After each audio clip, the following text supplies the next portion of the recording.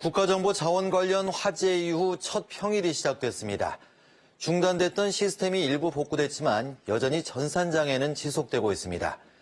우체국을 통한 신선식품 배송은 중단됐고 우편물 조회 서비스도 이용이 불가능한 것으로 알려졌습니다. 제주도는 민원 업무가 끊기지 않도록 연속성 계획을 수립해 각 부서에 알리기도 했습니다. 하지만 시스템 완전 복구엔 한 달가량이 걸릴 것으로 예상돼 당분간 불편은 계속될 전망입니다. 신효은 기자입니다. 집배원이 우편물을 들고 바쁘게 움직입니다. 연휴를 앞둔 시기지만 배달 시간이 평소보다 1시간 늦어졌습니다.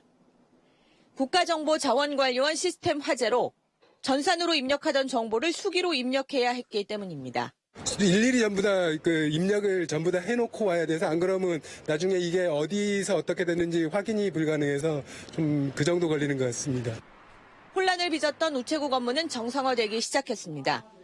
다만 일부 신선식품은 배송 기간이 오래 걸릴 수 있어 소포 접수가 중단됐고 우편물 조회 서비스도 이용이 불가능한 상태입니다. 가족관계 등록 신고, 부동산 거래 신고 등이 이뤄지는 시청 민원실. 당초 시스템 복구 시각이 늦어지며 혼란이 예상됐지만 다행히 오전 9시부터 정부24 등 주요 서비스가 재개되며 큰 혼란을 빚진 않았습니다. 금방 해결해 준다고 그렇게 얘기를 해서 오늘은 해결이 됐겠지 하고 와봤는데 해결이 됐어요. 너무 감사하죠. 행정민원 서비스가 순차적으로 복구되고는 있지만 여전히 일부 서비스에는 제한이 계속되고 있어 이용 전에 확인이 필요합니다. 제주자치도는 연이어 대책회의를 열며 상황을 점검했습니다. 장애 발생 초기 168개 시스템 가운데 122개 시스템에 장애가 발생한 가운데 속속 일부 시스템이 재가동됐습니다.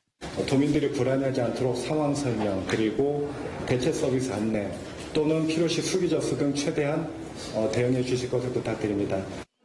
다만 각 부처별로 어떤 시스템에 장애가 있고 복구가 이뤄졌는지 확인이 늦어지면서 제주에서 구체적으로 어떤 서비스가 차질을 빚고 있는지에 대한 집계는 제대로 이뤄지지 않았습니다. 정부가 대전에서 화재로 전소된 96개 시스템을 대구로 이전하는데 한 달가량의 시간이 걸릴 것으로 예상하고 있는 가운데 제주에서도 당분간 불편이 이어질 것으로 보입니다. JIBS 신효은입니다.